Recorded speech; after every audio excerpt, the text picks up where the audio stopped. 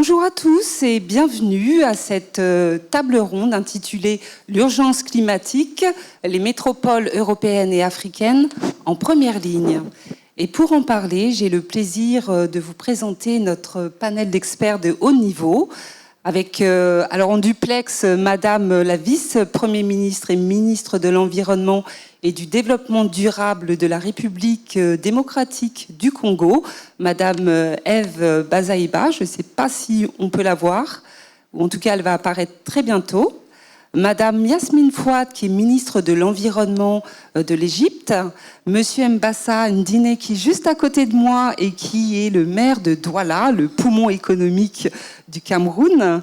Je suis également avec, alors dans l'ordre, Monsieur Moudinque, qui représente Toulouse Métropole, Monsieur Patrick Dupoux, qui est notre partenaire de Boston Consulting Group, et Monsieur Maximilien Pellegrini, qui est le directeur général délégué de Suez. Alors on le sait, les défis climatiques n'ont pas de frontières. Cela étant, en fonction des géographies, que l'on soit en Europe ou en Afrique, on n'appréhende pas ces défis de la même façon. Les priorités sont différentes et les moyens d'y répondre également. En Europe, on se pose la question de savoir comment économiser, rationaliser son énergie. En Afrique, nombre de personnes cherchent encore à avoir accès à cette énergie. N'oublions pas qu'en Afrique, 600 millions d'Africains n'ont toujours pas accès à l'électricité. Ça fait pratiquement un habitant sur deux. Alors, tout au long de ces 50 minutes, nous allons parler de ces priorités climatiques appliquées au milieu urbain, que ce soit en Europe ou en Afrique, avec nos invités du jour. Je vous propose tout de suite de partir pour la République démocratique du Congo. Alors, est-ce que Madame la vice-première ministre et ministre de l'Environnement est avec nous, Madame Bazaïba ? Visiblement, elle n'est pas encore arrivée, que me dit la technique. Bon, pareil pour notre intervenante de l'Égypte qui devrait se connecter incessamment sous peu. Alors, Monsieur Mbassa Ndine, on va parler un petit peu de Douala. Douala qui est une ville extrêmement dynamique, une ville qui dispose d'énormément de qualités, mais il y a d'énormes défis à relever dans cette ville. C'est une ville qui est entourée par une biodiversité extrêmement riche, la mangrove notamment, et l'expansion de la ville de Douala menace aujourd'hui cette biodiversité. Comment fait-on pour développer cette ville et tout en conservant cet environnement et cette richesse naturelle alentour? C'est une question difficile, merci d'abord de la poser. C'est une question qui n'est pas facile. Douala est une ville de 3,5 millions d'habitants, je préfère dire 4 millions parce que c'est plus proche de la réalité, et qui se situe au fin fond du golfe de Guinée, c'est la porte d'entrée du Cameroun et quelque part de l'Afrique centrale. Le développement de cette ville est difficile et à contrôler, à maîtriser. Les questions d'environnement sont légion. Il y a la destruction de la mangrove, qui est une des conséquences naturelles du développement de la ville, et une des conséquences naturelles également de la pauvreté. Alors, comment nous faisons pour faire face à toutes ces questions environnementales? Nous avons d'abord mis en place un plan directeur d'urbanisme, qui est la boussole de notre activité.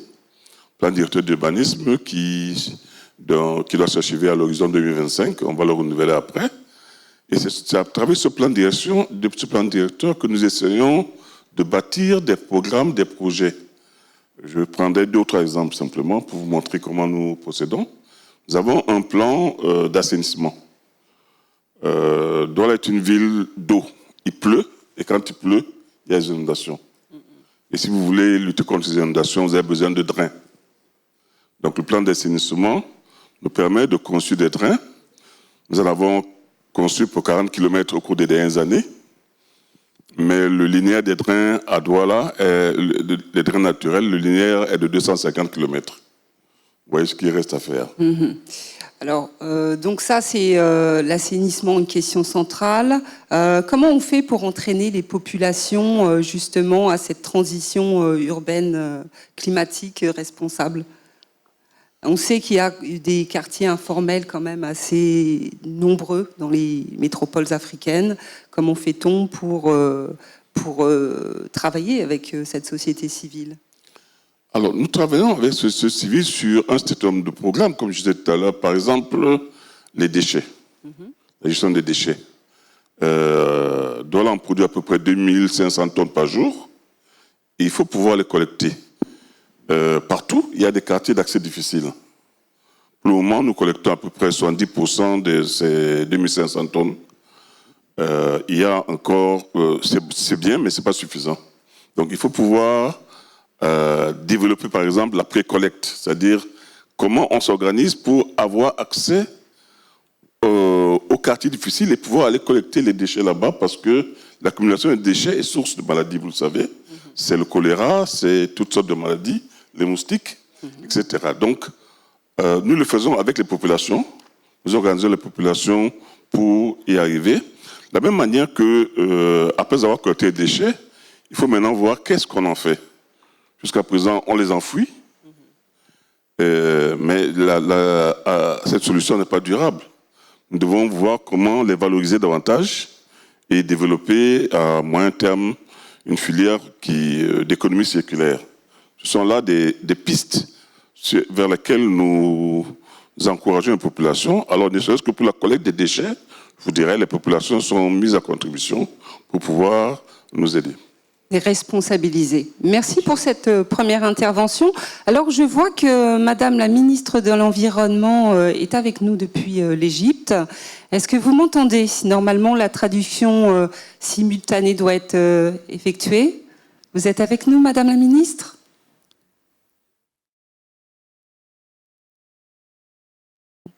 Ah, visiblement. Est-ce que vous nous entendez, Madame la ministre?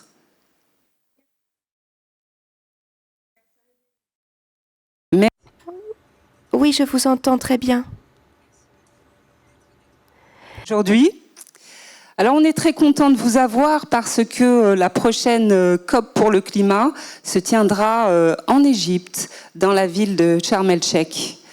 Il y a quelques mois s'achevait la COP de Glasgow, qui a fait apparaître un certain nombre d'avancées sur le terrain de l'arrêt des financements des énergies fossiles, je pense au charbon, et un certain nombre de grands pays qui se sont engagés sur cette question. Beaucoup reste à faire, notamment en termes de participation pour pertes et préjudices concernant les pays du Sud. J'imagine que la question reviendra sur la table des négociations en Égypte. J'aimerais vous poser la question de savoir quels sont les messages que l'Égypte souhaitera porter lors de cette prochaine COP, d'une part, et d'autre part, quelle sera la place accordée aux villes durant la COP de Sharm el-Sheikh, Madame la ministre.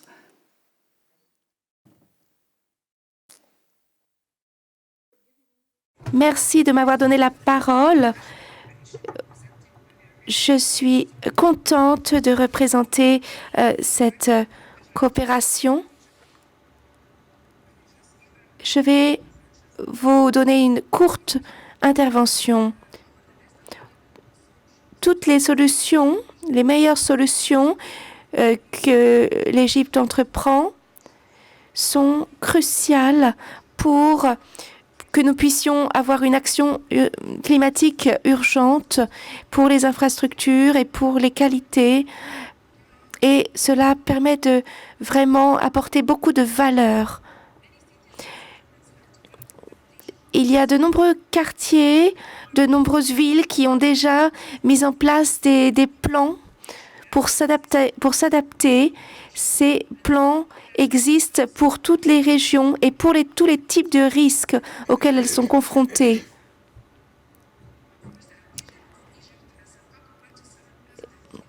Donc, en ce qui concerne l'Égypte, qui va bientôt organiser la prochaine COP, je ne sais pas ce que vous voulez sur quoi vous voulez que je parle.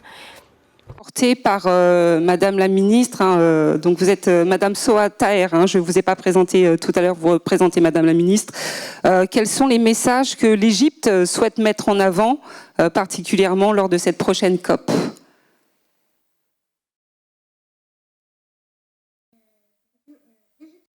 Merci. L'Égypte considère que c'est une phase de mise en œuvre parce que nous avons presque terminé l'école Carnet de Paris. Donc, il faut d'abord se concentrer sur la mise en œuvre. Nous travaillons maintenant sur un package d'initiatives pour mener des actions climatiques.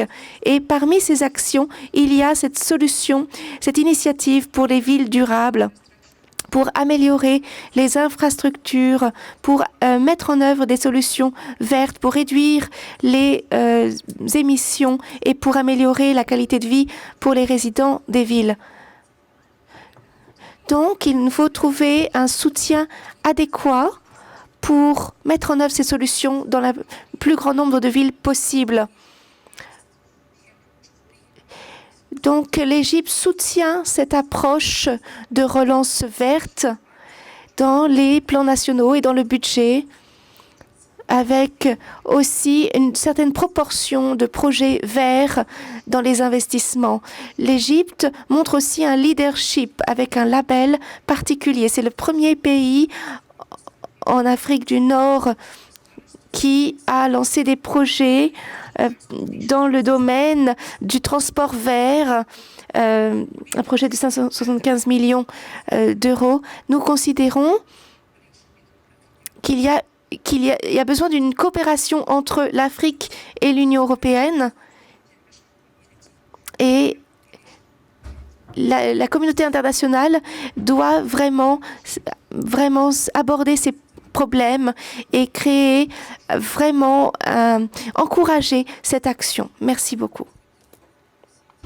Justement sur cette question des financements, d'ailleurs je vais me tourner tout de suite vers Monsieur Dupoux. Alors, vous êtes le directeur Afrique de Boston Consulting Group. Je rappelle, le cabinet de conseil en stratégie a été créé en 1963. Vous êtes présent dans une 50aine de pays à travers 90 bureaux, si je ne m'abuse. Vous étiez partenaire d'ailleurs de la COP 26 à Glasgow. Quel regard portez-vous sur ce qui a été fait et qu'est-ce qui pourrait être mis en avant, selon vous, pour les villes africaines lors de la prochaine COP qui sera donc africaine ? Alors, la première chose, c'est je pense que le constat est partagé par tout le monde, donc je pense que ça ne sert à rien d'insister trop dessus. Le fait qu'effectivement, les villes, et notamment les villes des pays émergents, vont être les premières touchées par le changement climatique. Elles sont déjà touchées par le changement climatique. Elles ne sont pas responsables, mais elles sont victimes, malheureusement, de changements climatiques, donc la montée des eaux, les phénomènes extrêmes, les sécheresses. Enfin, je dirais que ça se décline de manière différente selon les villes. Et ensuite, la taille du problème dépend de la configuration de chacune des villes. Une ville comme Lagos, qui est construite sur une lagune, on voit bien que la montée des eaux va être dramatique. C'est aussi le sujet des inondations dont vous parliez, monsieur le maire. Des villes comme Dhaka, comme Mani, vont aussi, Ho Chi Minh City, vont être extrêmement touchées. Donc le constat est clair. Pourtant, en fait, il y a toujours un problème, c'est que le financement de l'adaptation est, en général, passe au second plan dans les discussions climatiques, même si aujourd'hui, à Glasgow, il y a eu des avancées, même si, effectivement, la COP27 va beaucoup mettre le point sur l'adaptation. Donc le premier sujet, c'est comment on s'assure que l'adaptation est suffisamment financée. Le deuxième sujet, c'est le comment. Comment on fait ensuite ? Il y a des méthodes aujourd'hui, il doit y avoir une approche un peu standard de comment on bâtit un plan d'adaptation et de résilience pour une ville, pour éviter que chacun fasse sa méthode, que chacun des bailleurs de fonds invente sa propre méthode. C'est comment on utilise une approche standard en utilisant notamment les techniques de modélisation, puisqu'aujourd'hui on est capable de plus en plus de prévoir les risques climatiques à horizon 2030, 2040. Qu'est-ce que ça veut dire très concrètement pour ma ville en termes de zones inondées, en termes de besoins de protection. Donc il faut préparer la ville pour ce que sera le monde en 2040 et non pas pour le monde d'aujourd'hui. Et donc aujourd'hui, il y a des techniques qui permettent, et ça doit être absolument mis à disposition des villes. Ensuite, identifier des plans d'action, c'est des investissements énorme. Et le problème qu'on a aujourd'hui, c'est que non seulement il n'y a pas assez de financement pour l'adaptation, mais la politique climat se fait essentiellement au niveau des pays. Et donc il faut arriver à décliner au niveau des villes des plans d'action avec des besoins de financement et le plus rapidement possible les mettre en œuvre. Parce qu'on a parlé de 7 ans tout à l'heure entre l'idée d'une infrastructure et sa mise en œuvre. Alors là, on ne sait déjà pas complètement quelle infrastructure il va falloir mettre en œuvre. Ensuite, 7 ans, donc là, on a un vrai sujet, en fait, d'urgence, d'accélérer. Le seul sujet, c'est la vitesse à laquelle on est capable d'identifier les besoins, de trouver les financements et de mettre en place les investissements nécessaires qui seront considérables. Très bien, merci pour cette première intervention. Monsieur Pellegrini, donc vous représentez, vous êtes directeur général délégué du groupe Suez. Évidemment, leader mondial en gestion de l'eau, des déchets notamment. Suez, c'est 7 milliards d'euros de chiffre d'affaires l'année dernière, 35 000 collaborateurs à travers le monde, dont un peu plus de 4 000 dans la région EMEA, Afrique et Moyen-Orient. C'est bien ça. Donc, ça vous... ce poids-là, ça génère un certain nombre de responsabilités sociétales, environnementales également. Dans quelle mesure est-ce que vous accompagnez justement ces transitions urbaines, ces transitions climatiques en milieu urbain, le groupe Suez ? Bonjour à toutes et à tous, ravi d'intervenir sur ce sujet à Marseille. L'histoire du groupe Suez depuis 160 ans est liée au territoire africain qu'on aime, qu'on accompagne depuis un certain temps. Et aujourd'hui, le phénomène de métropolisation va évidemment s'amplifier. En 2050, 70% des populations se verront concentrées dans des agglomérations urbaines. Et aujourd'hui, c'est un sujet français, européen et un sujet africain qui se présente sous différents aspects, selon moi. Je crois que le côté risque est plutôt côté métropole européenne et opportunité, je viens dans un instant, plutôt côté métropole africaine. Aujourd'hui, les villes et les métropoles en Europe et en France se sont développées avec l'histoire, avec différents prismes. Tout d'abord, le prisme hygiène, et puis ensuite sociabilisation économique. Et aujourd'hui, le développement durable doit pas être une contrainte de plus, mais un nouveau modèle de développement pour les villes européennes et françaises qui sont soumises à de fortes contraintes climatiques exactement, parce qu'elles sont vulnérables, et les métropoles françaises se sont investies dans les plans air-climat, dans des plans de développement, mais la difficulté, c'est d'inventer un modèle sur la base de l'existant, parce que tout est lié. On sait aujourd'hui que la mobilité et le logement sont extrêmement et intimement liés. On sait que les déchets et la production d'énergie sont de plus en plus liés, et puis l'eau et la santé, évidemment. Et donc, les métropoles africaines peuvent tirer profit de cela en intégrant des nouveaux modèles de développement. Alors évidemment, il faut apporter des services essentiels comme l'eau, comme l'assainissement, mais il faut aussi que des groupes comme le nôtre puissent faire bénéficier, au-delà de l'expertise et des savoir-faire, de notre expérience pour parer au plus pressé, apporter des services essentiels, mais aussi anticiper ces modèles de développement qu'on est en train d'éprouver en Europe pour que quand on amène des infrastructures essentielles, on anticipe aussi des sujets. On parle beaucoup d'eau en Afrique, évidemment. L'accès à l'eau potable est un sujet majeur, mais les déchets est une problématique qui monte extrêmement vite et qui peut apparaître comme une opportunité. La dépendance énergétique aujourd'hui est un sujet majeur. Donc, il faut, à mon avis, tirer profit de nos expériences françaises, européennes, pour apporter plus vite et accompagner les métropoles africaines dans leur développement de manière à ce que les modèles qu'on essaie de mettre en place en France ou en Europe, qui sont difficiles, encore une fois, parce qu'elles sont basées sur l'existant, puissent incarner quelque chose d'un peu plus visionnaire en Afrique. Donc aujourd'hui, j'ai plutôt envie de placer les métropoles africaines sous l'angle opportunité. Très bien, merci pour cette intervention. J'aimerais rapidement vous faire réagir sur ce que M. Pellegrini vient de dire au niveau de la gestion des déchets dans une ville comme Douala. Tout à fait. Je partage ce qui vient d'être dit. La gestion des déchets est un défi. C'est un défi et qu'on peut transformer en opportunité, précisément pour déjà mobiliser le corps social, parce que les déchets sont produits partout, sont des déchets ménagers et ils sont produits par les riches comme par les pauvres.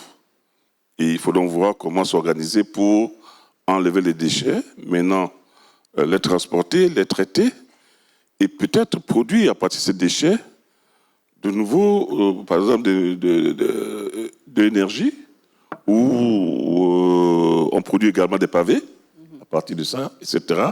Et dans tout cela, nous mobilisons le corps social pour le faire. Donc c'est une opportunité qu'il faut saisir et c'est un gros défi parce qu'en même temps, quand on traite les déchets, on assainit la ville. On lutte contre les maladies. Et tout ça est lié. Très bien. Monsieur Moudinque.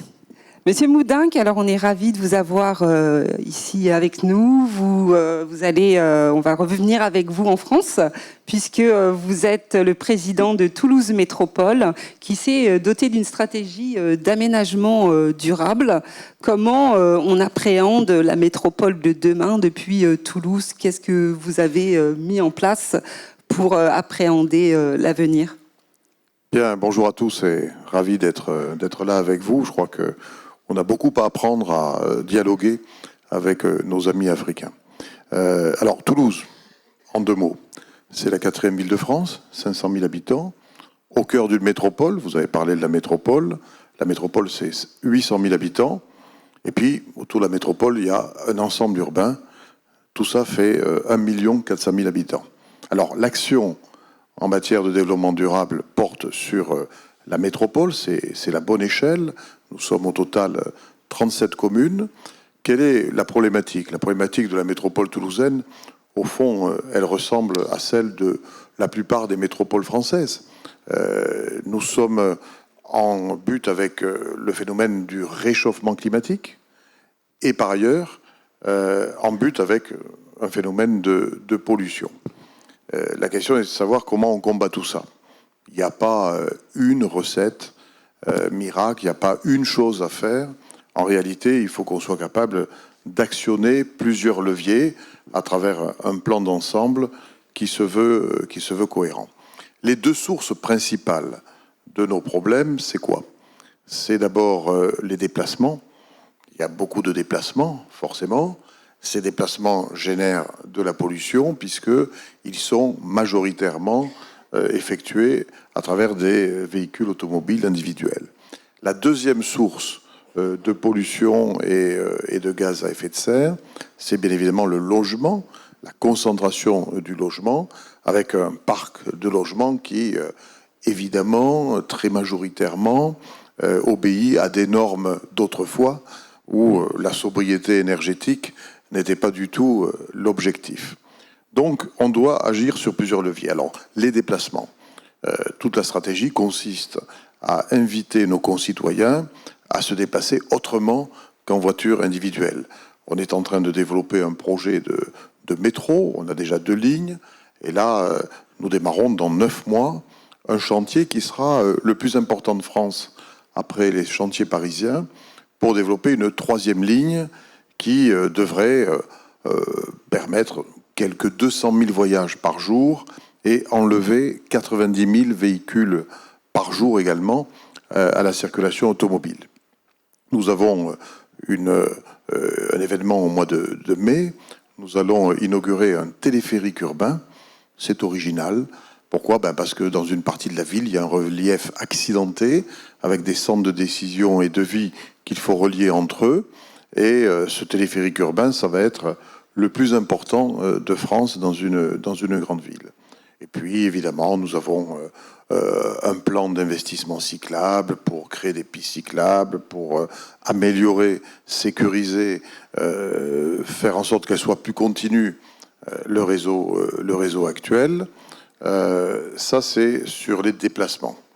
Sur la pollution due au logement, il faut qu'on accélère la transition énergétique du logement. On rénovait environ 3500 logements par an dans l'ancienne mandature. L'objectif, là, c'est de doubler le nombre de logements avec évidemment des aides financières, avec une maison de l'énergie que nous avons ouverte le mois dernier et qui est là pour offrir un panel de conseillers, de compétences aux citoyens pour qu'eux-mêmes se posent les bonnes questions et fassent les bons choix. Et puis, nous avons également, sur cette question du logement, un levier particulier qui est le logement social, avec notre bailleur social, qui est le plus important de la place et qui a un programme de rénovation de la totalité de son parc d'ici 2030. Donc ce sont des objectifs qui sont coûteux, importants. Et puis après, on a d'autres leviers qu'éventuellement je peux développer pour développer les énergies renouvelables, pour également la qualité de l'air. Depuis le 1er mars, Toulouse a rejoint un certain nombre d'autres métropoles françaises dotées d'une ZFE, une zone à faible émission. Ça veut dire que sur un certain pourtour de l'agglomération, où des gens sont exposés à des pollutions, eh bien, nous allons interdire, selon les vignettes critères, nous allons interdire l'accès aux véhicules polluants. Alors, on le fait de manière progressive. Ça va pas être très populaire, ça. Non, c'est pas populaire, mais vous savez, il faut se mettre à la place de ceux qui, certes, ne manifestent pas forcément, mais qui aujourd'hui sont directement exposés à cette pollution. Donc, nous mettons en œuvre progressivement sur 3 ans, avec une batterie d'aide financière qui doit aider les plus modestes à avoir un reste à charge le plus petit possible et qui s'ajoute aux aides déjà mises en place par l'État ou par la région. Merci beaucoup pour cette première intervention. Est-ce que Madame Taher, Soha Taher, est toujours avec nous ? J'aimerais bien la faire réagir aux propos. Alors c'est vrai que Monsieur Moudingue vient de parler d'un certain nombre de défis. Hein. Il a commencé son propos par rapport à ce qu'on avait à apprendre aussi de ce qui se passe sur le continent. Je ne vois plus Madame Taher. Alors peut-être qu'elle va réapparaître tout à l'heure. Bon, écoutez, parce que il y a quelque chose quand même d'intéressant, peut-être que vous allez pouvoir réagir sur ça. C'est-à-dire qu'en Égypte, ils ont des gros problèmes de mobilité que vous évoquiez. La ville est complètement congestionnée. C'est pas une spécificité égyptienne. Il y a énormément de villes en Afrique, comme Accra, au Ghana, qui est on appelle la capitale du go slow. Nairobi, Lagos, qui perdent des millions chaque année dans les embouteillages. Et donc, le Caire a décidé de créer une nouvelle capitale, Al-Massa, à quelques kilomètres simplement de la capitale historique du Caire. Monsieur Dupoux, je vois que vous vouliez réagir à ce qui a été dit. Je voulais réagir à ce qu'a dit mon voisin de gauche sur l'opportunité. Donc, c'est très churchillien, parce qu'effectivement, Winston Churchill a dit que dans l'optimiste voyait des opportunités dans tous les challenges et le pessimiste un challenge dans toutes les opportunités. Mais je voudrais juste quand même rappeler la taille du challenge. Parce que moi, malheureusement, je suis très inquiet en fait. Je suis très inquiet parce que si on prend une ville comme Lagos, c'est 27 millions d'habitants aujourd'hui, c'est 54 millions en 2050. 54 millions d'habitants. 2 millions ont l'eau potable par le réseau. D'ailleurs, on a travaillé avec vos équipes là-dessus. 2 millions sur 27 et 54 millions. Vous avez 5 millions d'habitants qui habitent dans des zones qui seront complètement impactées et invivables avec 50 cm d'augmentation des niveaux de la mer.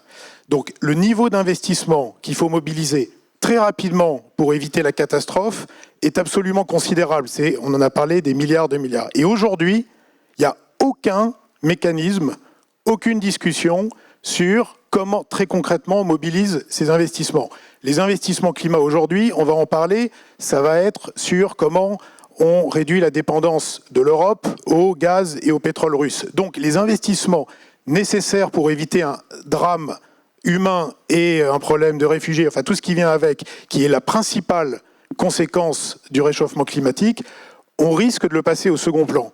Donc je pense que le niveau de priorité qu'on doit mettre là-dessus, d'urgence, et ensuite de comment on fait très concrètement pour que dans 2 ans, 3 ans, on commence à investir massivement dans des infrastructures qui permettent de préparer les villes d'Afrique, d'Asie du Sud-Est ou d'autres au réchauffement climatique qui a déjà démarré, je pense que c'est absolument critique. Et je pense que dans l'histoire d'humanité, je n'ai pas souvenir d'un même niveau de risque à aussi grande échelle, des centaines de millions d'habitants. Et donc je pense qu'il faut absolument mobiliser sur le besoin d'investir massivement dans l'adaptation. Et je pense qu'il y a urgence. Donc, alors c'est une opportunité. Moi je ne vous cache pas que je trouve que le challenge est vraiment important, quoi. Dernièrement, il y a eu cette initiative Global Galloway pour mobiliser 300 milliards d'ici 2027, il me semble. Alors évidemment, par rapport aux besoins que rappelait Franck Riester, le ministre, tout à l'heure, c'est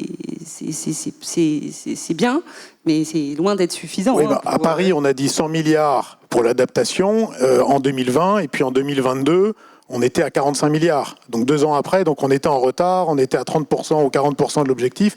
Donc il faut vraiment how to make it happen dans un monde aujourd'hui où malheureusement on a d'autres crises, mais ces crises c'est l'écume et la vague qui vient derrière c'est le réchauffement climatique. Monsieur Mbassa Ndiné, vous êtes membre de l'AIMF, l'Association internationale des maires francophones.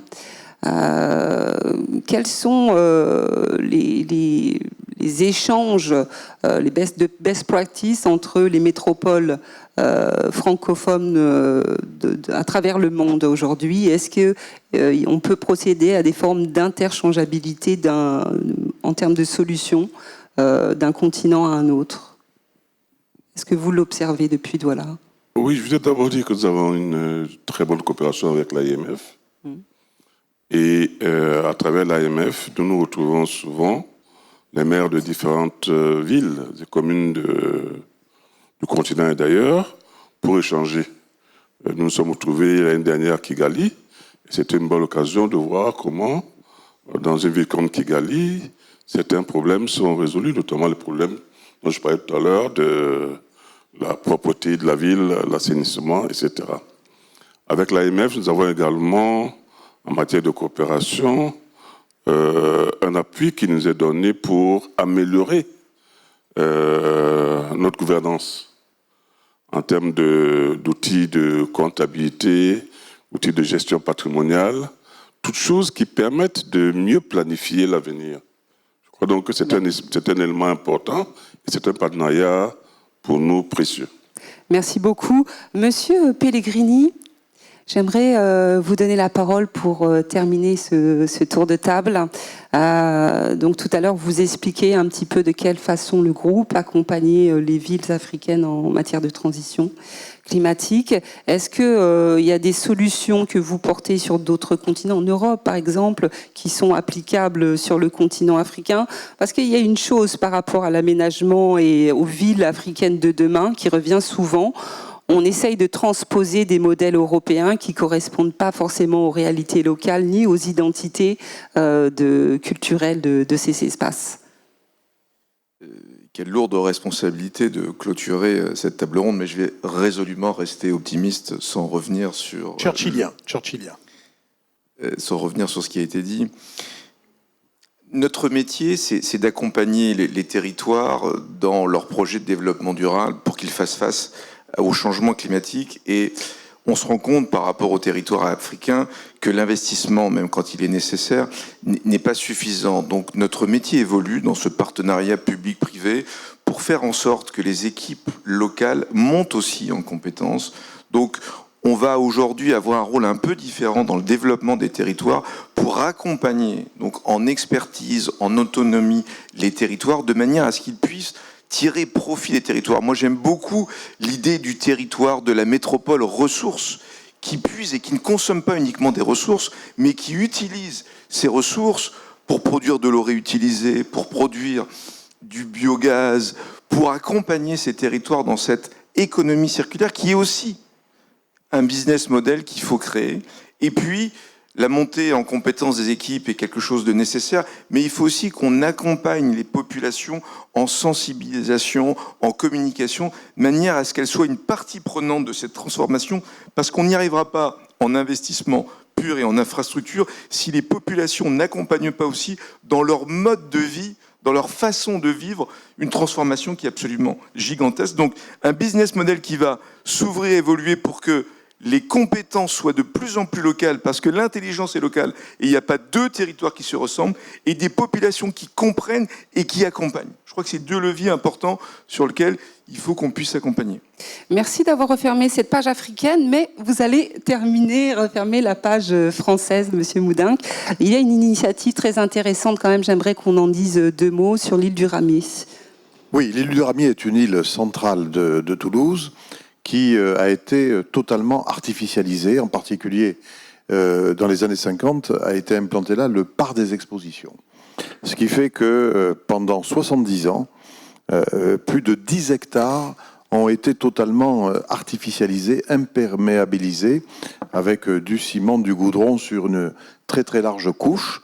Nous avons construit un nouveau parc des expositions, beaucoup plus moderne, dans une commune de la métropole, et nous sommes en train de débitumer, de renaturer cette île. Nous avons été subventionnés par un programme européen parce qu'il s'agit de mettre en place une action pilote, de regarder comment, sur 3 ans, on peut pas simplement enlever le béton et le bitume, mais on peut véritablement renaturer cette île, la revégétaliser. Et évidemment, c'est une expérience qui donnera un certain nombre d'indications utiles à tous ceux qui voudront s'en emparer. On a toute une stratégie. Et peut-être en 2 ou 3 mots, dire quand même que ça va être un centre d'expérimentation aussi, peut-être. Voilà, j'étais en train de dire que nous sommes en train de mettre en place 12 capteurs météo sur l'ensemble du périmètre concerné. L'enjeu, c'est d'être capable de faire baisser de 3 degrés la température d'ici 2030, d'ici l'échéance du projet. Aujourd'hui, les prédictions disent que Toulouse, en 2050, aura la température de Séville au nord de l'Espagne. Et donc là, on veut créer un îlot de fraîcheur, on va planter quelques 3000 arbres, tout ça dans le cadre d'une vision plus large où on est engagé sur une plantation de 100 000 arbres sur Toulouse d'ici 2030, c'est-à-dire le triplement du rythme habituel. Et les arbres, c'est à la fois agréable, mais c'est aussi, vous le savez, des capteurs de CO2 et des générateurs de fraîcheur en même temps que des îlots de biodiversité. Donc l'arbre est le meilleur allié de l'homme. Et dans les villes, nous avons ce défi nouveau qui consiste à réintroduire la nature en ville, au-delà des parcs et jardins que l'on a pu aménager pour des questions d'agrément ou d'esthétique au fil des siècles. Donc voilà, c'est une stratégie d'ensemble de revégétalisation de la ville. Alors c'est pas facile, parce qu'on doit à la fois revégétaliser la ville et continuer à produire la construction de nouveaux logements en consommant moins de sol, moins d'espace naturel. Il y a une loi qui nous oblige depuis le mois d'août dernier. C'est un véritable défi. Je sais que Martine Vassal y est confrontée, comme tous ceux qui dirigent une métropole en France. Et donc, ce que je crois, c'est si on est capable de proposer à nos concitoyens des logements sur une ville qui se renouvelle sur elle-même, des logements sobres énergétiquement, et qu'à côté, avec ces logements qui vont sans doute monter plus haut, on libère des espaces de pleine terre pour redonner place à la nature, alors on pourra réconcilier, en tout cas je le souhaite, les citoyens avec la notion de grande ville. Merci, ce sera le mot de la fin. Merci à tous. Merci à tous pour vos interventions précieuses. Dans quelques minutes, les débats continuent. Nous avons rendez-vous avec les champions européens et africains. Merci, messieurs.